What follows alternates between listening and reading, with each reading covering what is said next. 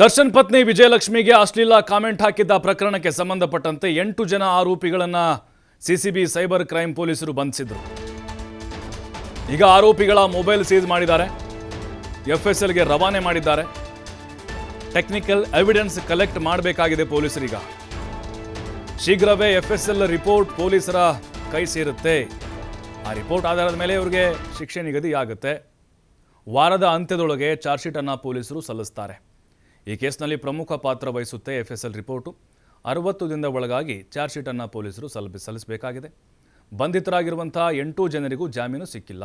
ನೋಡಿ ಅಭಿಮಾನಿಗಳೇ, ಅಂಧಾಭಿಮಾನಿಗಳೇ, ನಮ್ಮ ಬಾಸು ನಮ್ಮಣ್ಣ ಅಂಥೇಳಿ ಪರ ವಹಿಸ್ಕೊಂಡು ಕಂಡ ಹೆಣ್ಣುಮಕ್ಕಳಿಗೆಲ್ಲ ಏನೇನೋ ಅಶ್ಲೀಲವಾಗಿ ಕಮೆಂಟ್ ಮಾಡ್ತಿರಲ್ವಾ, ನೋಡಿ ಅಷ್ಟು ಸುಲಭ ಅಂದ್ಕೋಬೇಡಿ.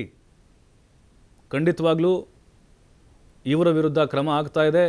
ಜಾಮೀನು ಸಿಕ್ಕಿಲ್ಲ ಅವ್ರಿಗೆ. ಪ್ರಕರಣ ಸಂಬಂಧ ಮತ್ತಷ್ಟು ಆರೋಪಿಗಳಿಗಾಗಿ ಹುಡುಕಾಟ ನಡೆಸ್ತಾ ಇದ್ದಾರೆ ಪೊಲೀಸರು.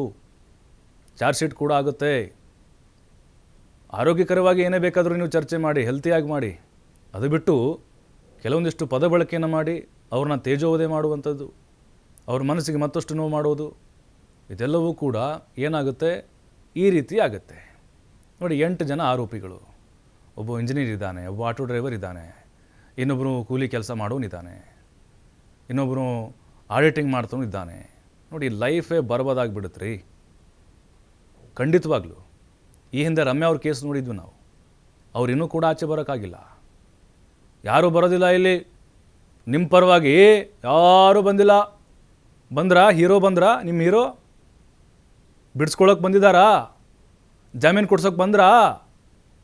ಅನುಭವಿಸ್ಬೇಕಷ್ಟೇ. ಈಗ ತಪ್ಪಿಗೆ ಶಿಕ್ಷೆ ಆಗಲೇಬೇಕಲ್ವಾ? ಮಾಡಿದ್ರು ಮಾರಾಯ. ಎಫ್ಎಸ್ಎಲ್ ರಿಪೋರ್ಟ್ ಬರುತ್ತೆ ಅಂದರೆ ಕನ್ಫರ್ಮ್ ಆಗಬೇಕಲ್ವಾ ಇವ್ರದೇ ಅಲ್ವಾ ಅಂಥೇಳಿ.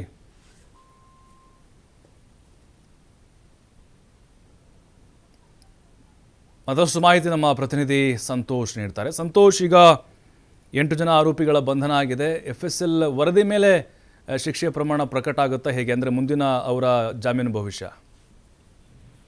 ಪ್ರಭು, ಎಫ್ಎಸ್ಎಲ್ ವರದಿಯ ಮೇಲೆ ಶಿಕ್ಷೆ ಪ್ರಮಾಣ ಅನ್ನೋಕಿನ ಎಫ್ಎಸ್ಎಲ್ ವರದಿ ಏನ್ ಬರುತ್ತೆ ಅದು ಇನ್ನೊಂದಿಷ್ಟು ಅಡಿಷನಲ್ ಎವಿಡೆನ್ಸ್ ಆಗುತ್ತೆ ಇಡೀ ಪ್ರಕರಣಕ್ಕೆ. ಅಂದ್ರೆ ಈಗಾಗಲೇ ಆರೋಪಿಗಳು ತಪ್ಪು ಮಾಡಿದ ಸಂಬಂಧ ಅವ್ರನ್ನ ಬಂಧಿಸಿರುವಂತದ್ದು, ಒಂದಿಷ್ಟು ಸಾಕ್ಷ್ಯಾಧಾರಗಳನ್ನ ಕಲೆ ಹಾಕಿರುವಂತದ್ದು, ಅವ್ರು ಬಳಸ್ತಿದ್ದ ಐಡಿಗಳಿರ್ಬೋದು, ಇಲ್ಲ ಅವರ ಹೇಳಿಕೆಗಳು ಕೂಡ ಅವ್ರು ಹಾಕಿರುವಂತ ಕಮೆಂಟ್ಗಳನ್ನ ತಪ್ಪಿಗೆ ಆಗಿರುವಂತ ಕೆಲಸಗಳು ನಡೆದಿದೆ.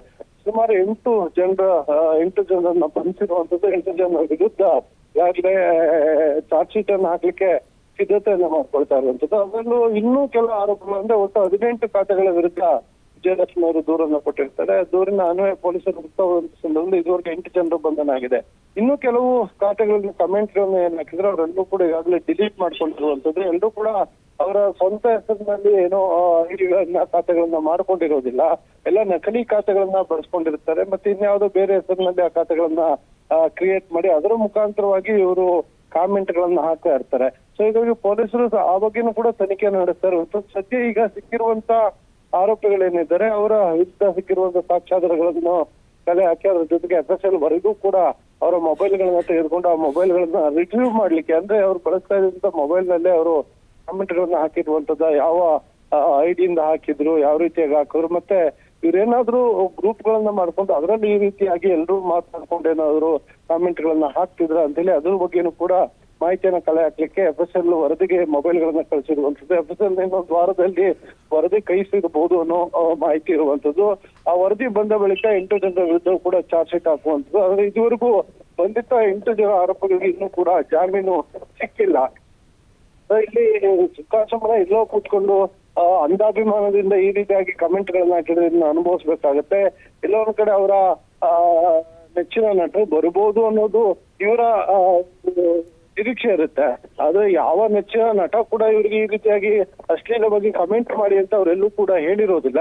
ಸೊ ಹೀಗಾಗಿ ಇವ್ರು ಮಾಡಿದ್ದೇನೆ ಇವರೇ ಅನುಭವಿಸ್ಬೇಕಾಗಿರುವಂತ. ಸದ್ಯ 8 ಜನರು ಕೂಡ ಜೈಲಿನಲ್ಲಿರುವಂತದ್ದು. ಪೊಲೀಸರು ತಮ್ಮ ತನಿಖೆಯನ್ನು ಮುಂದುವರಿಸಿರುವಂತದ್ದು. ಪ್ರಭು, ಥ್ಯಾಂಕ್ ಯು ಸಂತೋಷ್ ಮಾಹಿತಿಗಾಗಿ.